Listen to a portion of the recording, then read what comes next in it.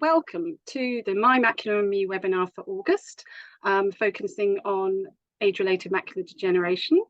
This is a series of webinars that we hold every month where we get experts to join us and discuss their research or their particular interesting topic. My name is Geraldine Hode. I'm the research manager at the Macular Society and hosting the webinar this evening. So this month's topic is Charles Bonnet syndrome.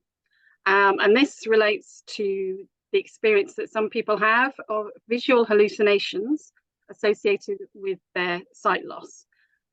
We know it's more common than many people might think. We like to raise awareness of Charles Bonnet syndrome, as I'm sure our speaker will talk about. The hallucinations can be distressing, but if you understand what they're about and why they're happening, it can be easier to deal with. So this isn't exactly an AMD related specifically condition, Charles Bonnet syndrome. It can be associated with other forms of vision loss. So it will be of interest to people, not just with age-related macular degeneration. So our speaker today is Dr. Jasleen Jolly, an associate professor at Anglia Ruskin University in Cambridge, but she also works at Oxford University, does some of her research there too. She's an optometrist and a researcher with a very keen interest in Charles Bonnet syndrome and neuroscience. So she's studying the brain, and she will be telling you all about that research as part of her talk. We will, about halfway through, Jasleen will have finished her talk and we'll take questions. So do enter your questions into the chat function as you go along, and then we'll address those at the end. So Jasleen, time to hand over to you. If you'd like to take over and share your slides, then we'll get started. Thank you. Brilliant. Thank you very much for the introduction. I'm absolutely delighted to be here today. And for those of you who can't see me, I'll just describe myself so you've got some background. So I'm a brown female and I'm wearing a blue top with some red embroidery, and I thought I'd dress up for you guys, so you lucky people have got me with my red glasses. So I'll just share my screen with you. So don't worry if you can't see the slides, because I'm going to describe them all to you. So I'm going to give you an update on the causes and background for Charles Bonnet syndrome. Now, this work is ongoing, so I can't give you all the latest research yet, because we've just finished the most exciting neuroscience study. So just finished collecting that data at the end of July. So we're still analysing the data, but hopefully by the end of the year, we'll be able to give you much more of a deeper understanding of what actually causes Charles Bonnet syndrome. But I'm going to give you some of the theory and what we're actually looking at, and where that why we've done those studies and where it's coming from. So the picture on the slide is a picture of the brain, but made up of lots of pictures of different eyeballs. And that's my personal insignia, made by a very talented medical photographer at Oxford Eye Hospital. And it just shows the interaction between the eye and the brain. So what is Charles Bonnet syndrome? So this picture was made for me by one of my former students. And I love this picture because what she did is she went through all the papers that we could find at the time. This was a few years ago, that described different cases of Charles Bonnet syndrome. And she drew out what people were describing. So Charles Bonnet syndrome basically is, I'm sure many of you are aware, but just to reiterate, it's basically images that people see that aren't really there. So this can be absolutely anything. It can be as simple as lights flickering, but some of the images that are more complex that are displayed, and they seem very real, even though once you explain to someone, they realize and they can rationalize that actually those images aren't really there, even though they look really real. So some of the images we've got is, number one is a bird. And then number two is like this bird has got a fantastical wing that's almost like branches or fire. Number 3 is spiders, and those can be quite scary. So not everyone actually says that the images are scary. Some people do, but some people find them quite pleasant. The number 4 is snakes coming out of someone's head. Number 5 is someone dressed up in an overcoat and a hat and carrying a briefcase as if they're going off to work. Number 6 is a girl on an elephant, so a character out of a children's book, perhaps. Number 7 is a couple, so it might be someone you know. It might be characters from a favorite movie or a book. Number 8 is a door, but it's got an arm coming out of the middle of it, reaching through. Number 9 is sheep. Number 10 is a clown, but with a distorted hat. Number 11 is a acrobat, someone doing acrobatics on a bike. So it can be all sorts of things, and it might be something that you're familiar with. It might be something that is less familiar. It might be something more fantastical. It could be animals. It could be shapes. It could be people. It could be all sorts of things. But the key difference with other kinds of hallucination is that once people know they're not real, they can rationalize them. So that's one of our key diagnostic criteria. The other key diagnostic criteria is it happens after you've got some kind of vision loss. And this might not be blurred vision necessarily, because blurred vision is not the only type of vision loss, because you can have peripheral vision loss of your visual field going. You can have brain injury, which causes distorted vision or the quality of your vision to go. So, yeah, blur vision or central vision is not the only type of vision loss, which is why it's not just a problem that occurs in macular degeneration. Now, there was work that showed it can happen in children. So conventionally, we thought it only happened in older people, hence macular degeneration, but actually more and more work is coming out that shows that it happens in younger people now as well. And I'm going to explain to you some of the work that we're doing, which shows some other really interesting patterns as well. So I'm involved or leading 4 studies that I'm going to talk to you about briefly. So we've got 2 studies going on in Oxford and 2 in Cambridge. So at the Wellcome Centre for Integrative Neuroimaging in Oxford, we're looking at MRI imaging, so brain imaging of people with low vision who do experience Charles Bonnet hallucinations, and people who have low vision but don't experience Charles Bonnet hallucinations, to understand what are the brain connectivity changes happening in those with hallucinations and those without hallucinations, because to have that clarity of vision in those hallucinations, clearly there's something happening in the brain. It's not an eye problem, especially because it can happen regardless of the underlying eye issue. So clearly it's something that's not driven by the eye. Now, one of the theories is we know that vision is so fast because not only are you getting information coming into the brain from the eyes, but you're also getting, which is called feed forward information, but you're also getting feedback information, which is old information, which comes back from the brain that's already there from past experiences, which is fine-tuning the information coming in from the eyes. So what we think is happening is that there's an imbalance between the two, because you're not getting the information coming from the eyes, but you're still getting the feedback information, and that imbalance is then leading to these hallucinations. So this theory is what we're trying to test in this study.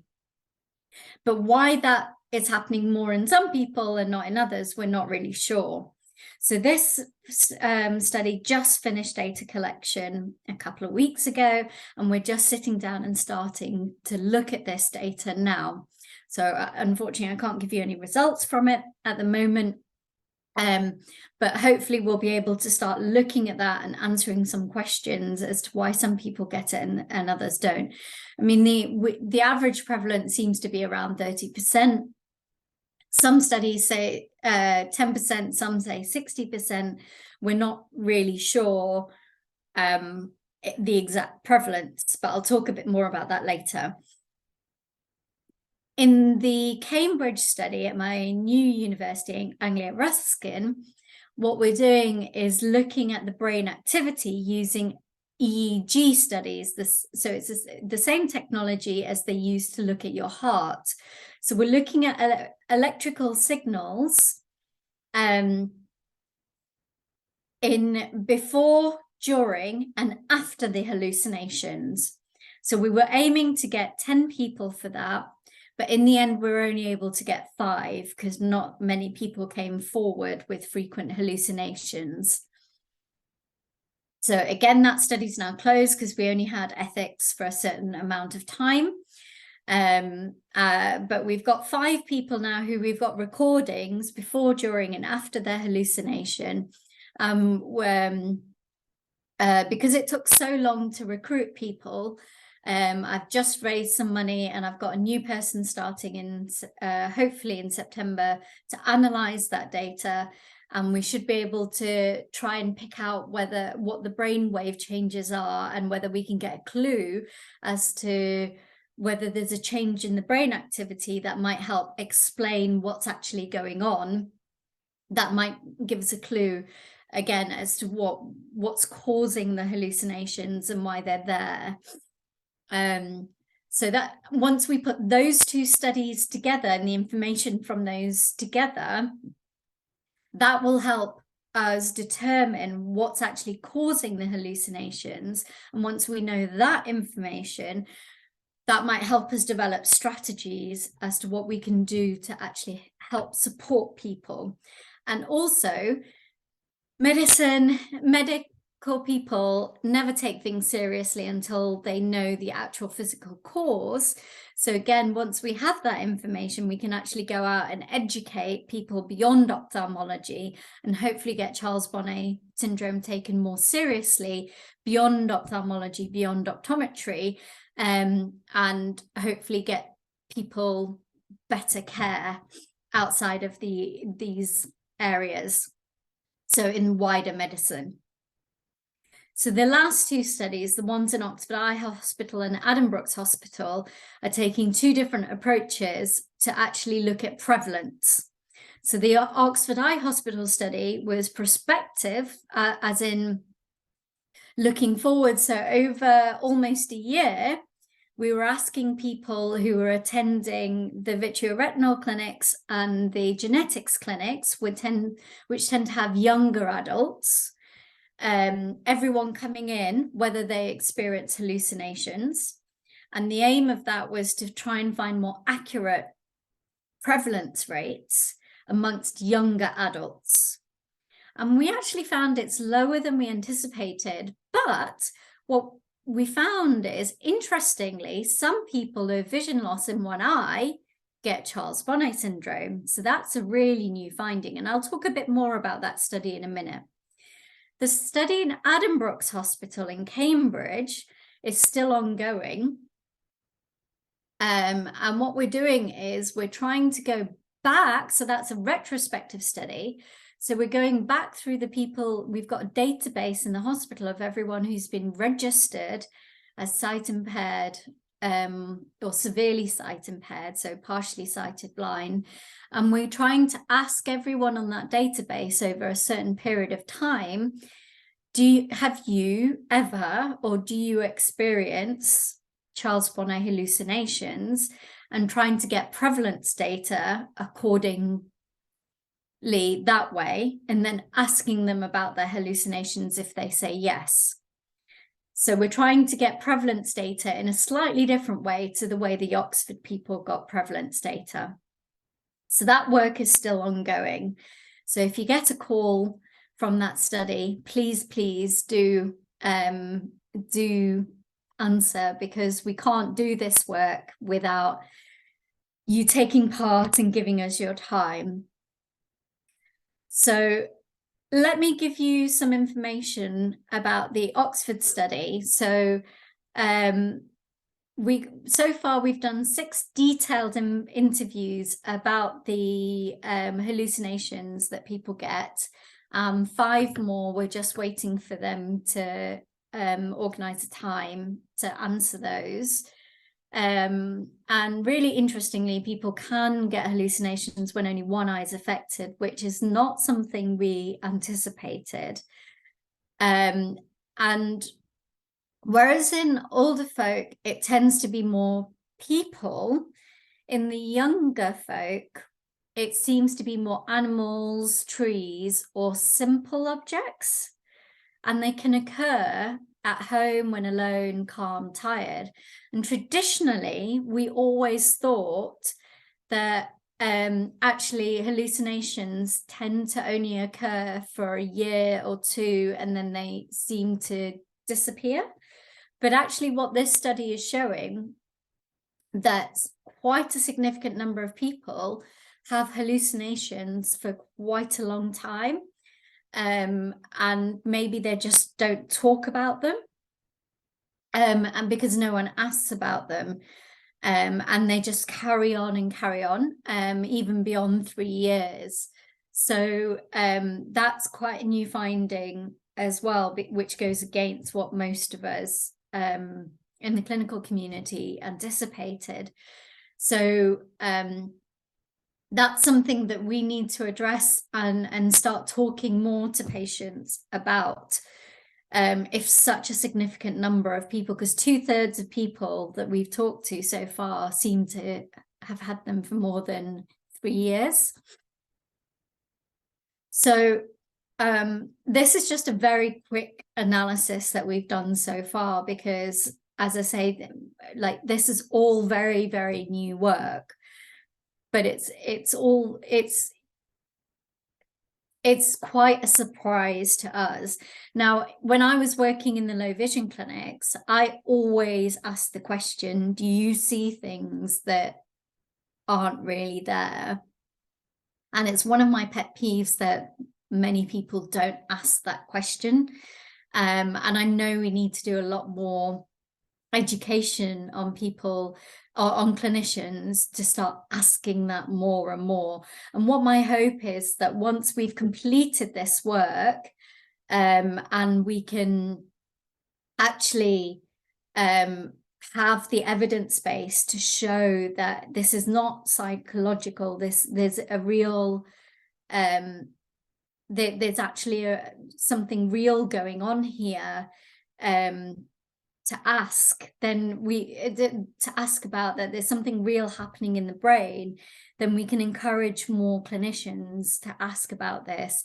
That it'll be easier to educate clinicians, because if you look at historically, you know, chronic pain, fibromyalgia wasn't taken seriously until the cause of it was found. Parkinson's wasn't taken seriously until the cause of it was found. Even epilepsy wasn't taken seriously until the cause of it in the brain was found. So until we find what's actually happening in the brain, unfortunately, the medical community does not take things seriously. And that's what sparked me to actually try and push this work forward and do these studies.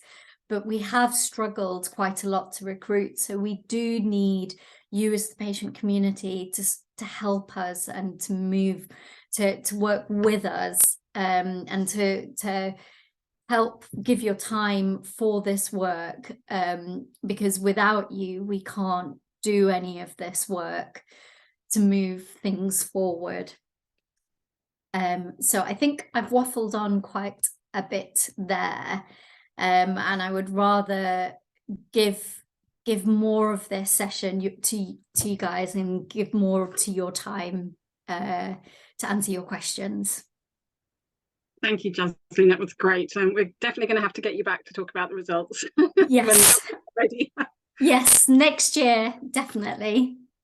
That's a date. Okay, so we had one question that came in before the webinar began.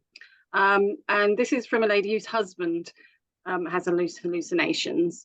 And it's really a question around how he can help him deal with his hallucinations. She says they are so real to him. What advice could you give on how to deal with those hallucinations? So I think reassuring him that they're not real, and if you can't use logic and talk through and show that they're not real, because I appreciate they look really real, but if you can't use logic and he can't then use that to look through them and logic his way out of seeing that they're not real, then I would consider that it might not be just Charles Bonnet, and I would seek further advice, because that is one of the key criteria of Charles Bonnet. And if you can't get beyond that, then there might be some dementia there, or there might be something else going on. And she talks about them having been worse at night. Is that something that you're aware of? Yeah, so different people find that they're worse at different times of day. So when we were recruiting for the EEG study, because we were trying to time our recordings for when they were worse, we did find that different people had them worse at different times of day. So some people found them worse in the morning, some people found them worse at night, some people found them in different lighting, some people found them worse when they were doing different activities. It seems to be very individual as to when they're worse. Thank you. Somebody's asked, while we're on this vein, how frequently they can occur. I mean, I've heard of some people having them constantly. I don't know what that means exactly, but yeah. Yeah, so my personal theory, and this is my personal theory, just from having worked so much with people with Charles Bonnet, so you know, we're all on a spectrum of how visual we are. So some people can't generate internal, so this is regardless of visual loss, this is just as humans, some people are more visual beings. So if you close your eyes, can you create a visual world in your mind? Some people absolutely can't do that. Others are really visual creatures and can create whole worlds in their mind. So my theory is those of us who are way more visual are probably more prone to developing Charles Bonnet. I don't know if there's any actual backing to this, but it would fit in with our theory of the feedback, feed forward loop.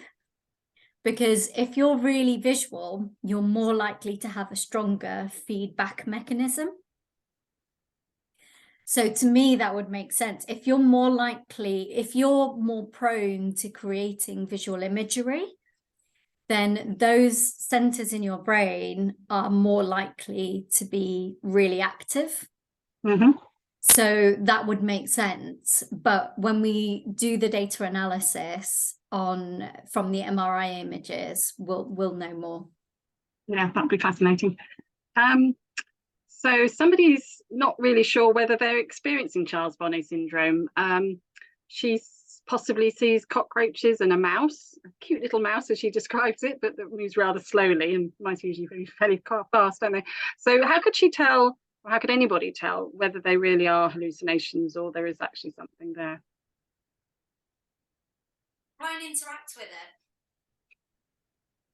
Your sound isn't quite as good as it was. Yeah, you're sounding a bit faint. Try and interact with it. Is that better?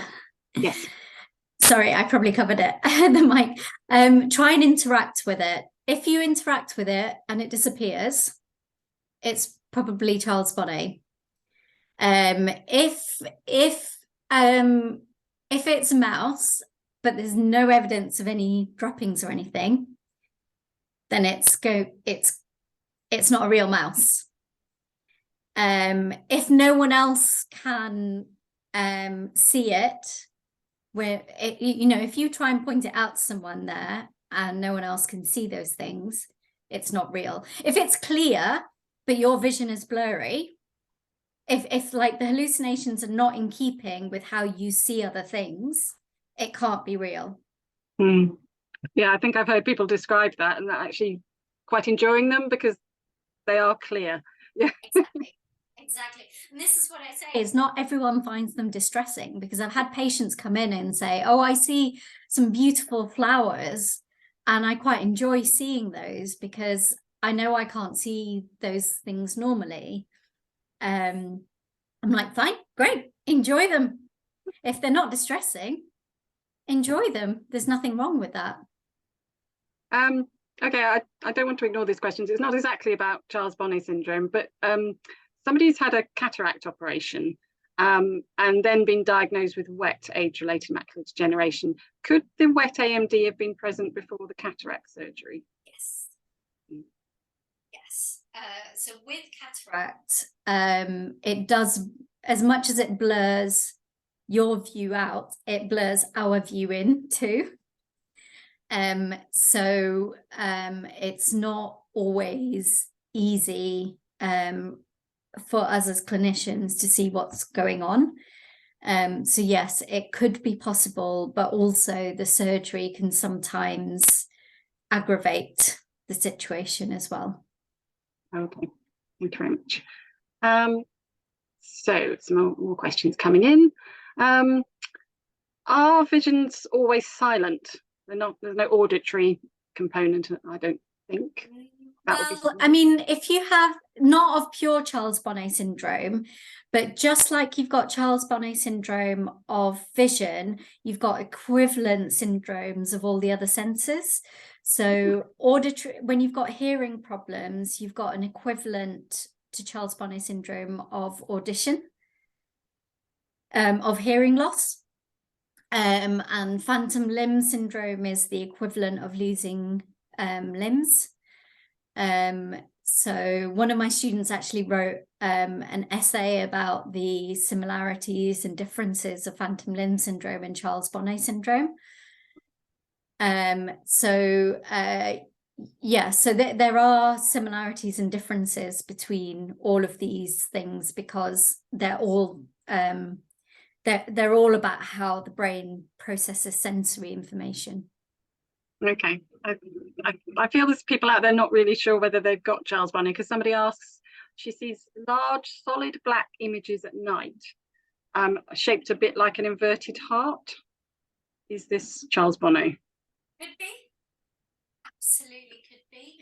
The one I would say, so if it's images, shadows, objects, things like that, and I think if you've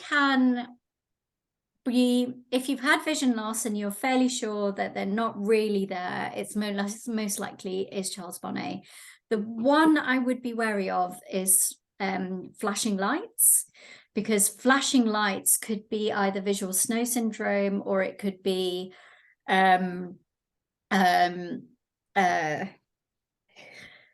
words just escaped my head. It will come back to me in a minute.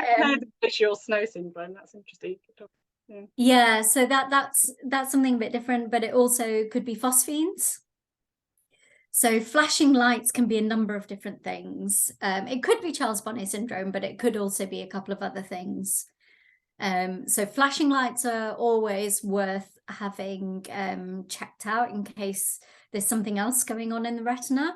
But most other things are most likely to be Charles Bonnet syndrome, unless that you're convinced that it's absolutely real, then you really do need medical input into that. Now somebody's describing his daughter who's had a retinal tear and lost some of her field of view, and they think that could that cause Charles Bonnet syndrome, I think is the question. Yes, so before that was not considered to be causing Charles Bonnet, but our Oxford study, one of the Oxford studies, actually shows that can cause Charles Bonnet syndrome. So yes, absolutely. We've had people with retinal tears in that study reporting Charles Bonnet syndrome. So it's almost any type of vision loss then. It's not specific to any particular type. No, that's good. And that's absolutely how we know it's happening in the brain. Excellent. So somebody asked, can you get hallucinations when you're asleep? Yes, which so surprised me. Yeah. Yeah, so when I studied 20 years ago, we were told it's only when you're awake, but no, that's been changed on its head, and more people are saying that it can be when your eyes are closed or when you're like in that semi-awake. They wouldn't invade dreams. I mean, you're seeing things in dreams. So. Well, if it's dreams, is that true Charles Bonnet or is that dreaming? Yes, question. Yeah. Maybe dreaming. It's all the brain. Yeah. But I think if you're semi-conscious and eyes closed, that's Charles Bonnet. Okay, that's interesting. So we're a little bit running out of questions. I suppose I'm going to give a bit of a plug to, because I know we've supported your research and tried to help you with recruitment into your studies. I'm going to give a little bit of a plug to our research database. And it'd be lovely if we'll put a link to it in the chat function. So this is, if you want to take part in research, you can sign up to be on our database and provide us with a little bit of information about yourself. It's not too onerous. And then when people like Jasleen come to us and say, please help us with recruitment, we need volunteers for our research, we can immediately go straight to you and tell you about her research or any other research. And put you directly into, provide information about Jasleen's research, and then if you want to volunteer, you get in get directly in touch with the researcher themselves. So thank you. There is a link to that in the chat function. You can sign up on our website, or if you ring in, we can send you a paper form. We've got well over 4,000 people on it already. Some with most with macular conditions. The odd healthy person as well, and we get a lot of requests to take part, not just with clinical trials. We can take part in surveys and do things online or in the post, take part in focus groups, all sorts of different ways you can get involved in research. And there's a great demand from researchers for people with eye conditions to take part in research. And so Jasleen's put some other things in the chat. I've been a bit cheeky. So we've also got a database where you can get involved, like register. So for anyone in the east of England can register to be on our database to get involved in research at Anglia Ruskin Vision Eye Research Institute. And we've got released a podcast about what it's like to be part of research with no direct benefit to you. So in studies like this, which move the field forward, but you aren't directly benefited. And so it's like, what is it like to be a participant in that kind of work? And so there's a link, the second link I've posted there. You can have a listen to that. There's a link on the page there, and please do have a listen to that because I actually got a professional media person who's also visually impaired to run the interviews, and he interviewed one of my previous participants about what it was like for him to be part of. He's been in several of my studies, and he gave his perspective on what it was like to take part in research, and whether he was scared, did he enjoy it, did he not, what parts did he not enjoy, and what the process was like, etc. The links are actually on YouTube as well. And it's all audio, so there's no video on there, so you can just have a listen.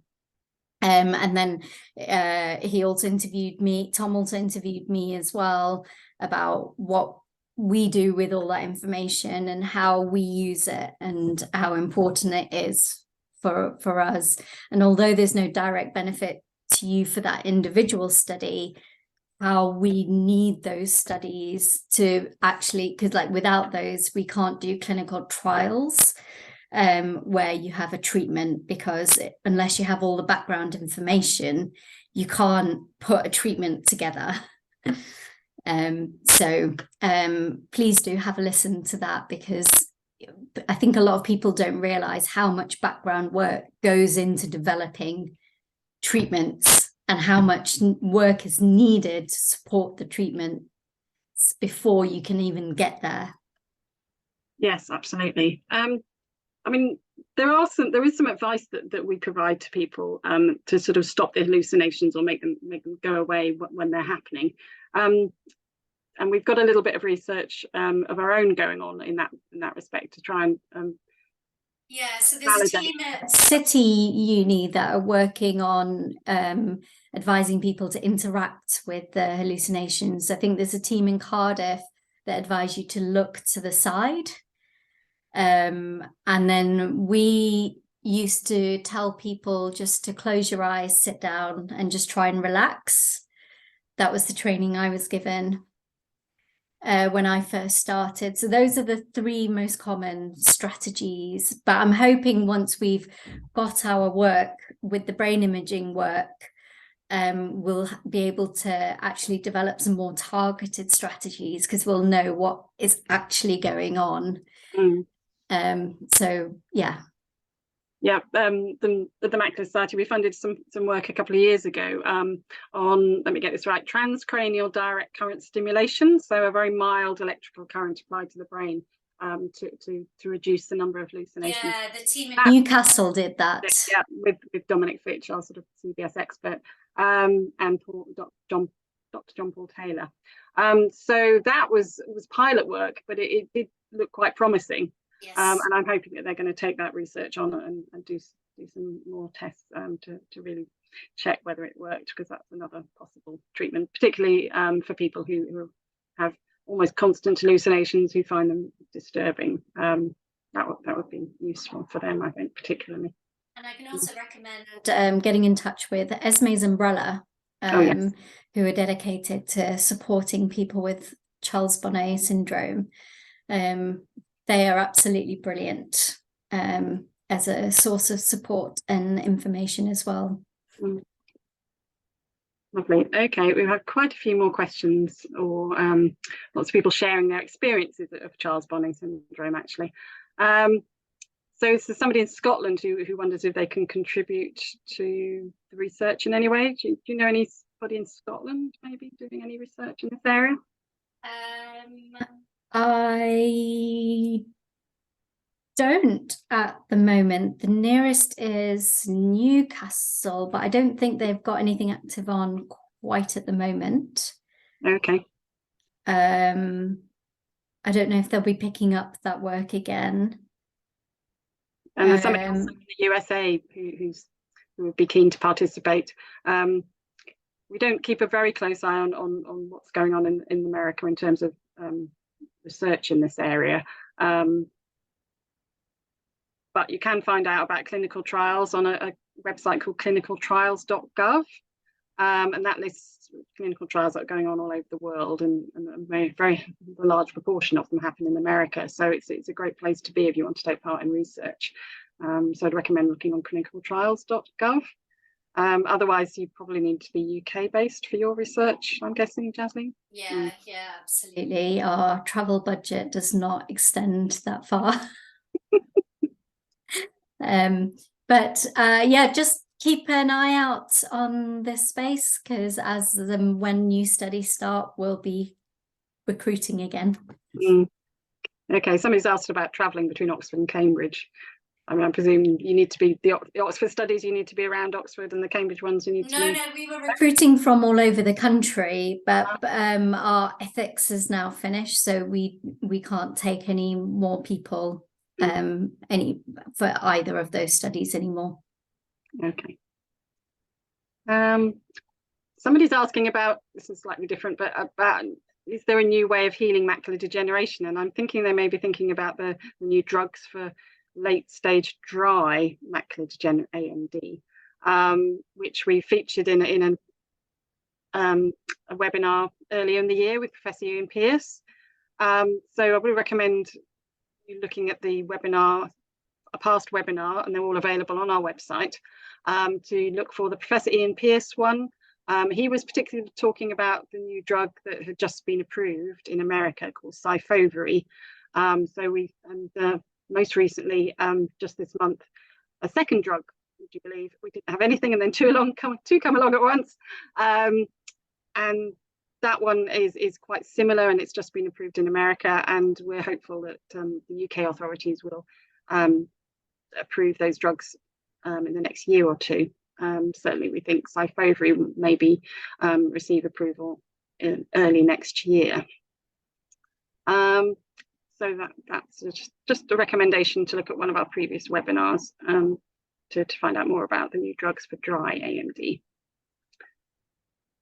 So, thank you for putting, there's a link in the chat function to previous webinars. I can really recommend the Ian Pearce one. He spoke very well about it. So we've got somebody talking about blobs turning red and then gradually disappear like a donut. Yes, there's all sorts of interesting descriptions of people's hallucinations coming through, which is great. Yeah, they are very variable, aren't they? They are really variable. Yeah, absolutely. So somebody's asked, is it more unusual? Is it more usual to have hallucinations just some of the time? My family member has them constantly. Apparently they look like green squares. Everybody is so different, and actually having them intermittently is more common than having them really frequently. And what we found is the frequency varies a lot over time. So I would say that they become less frequent over time. So they probably start off more common and then it tails off over time.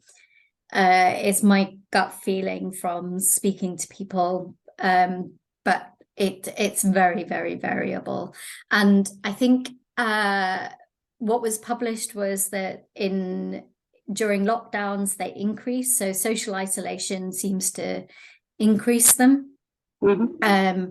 Trauma seems to increase them.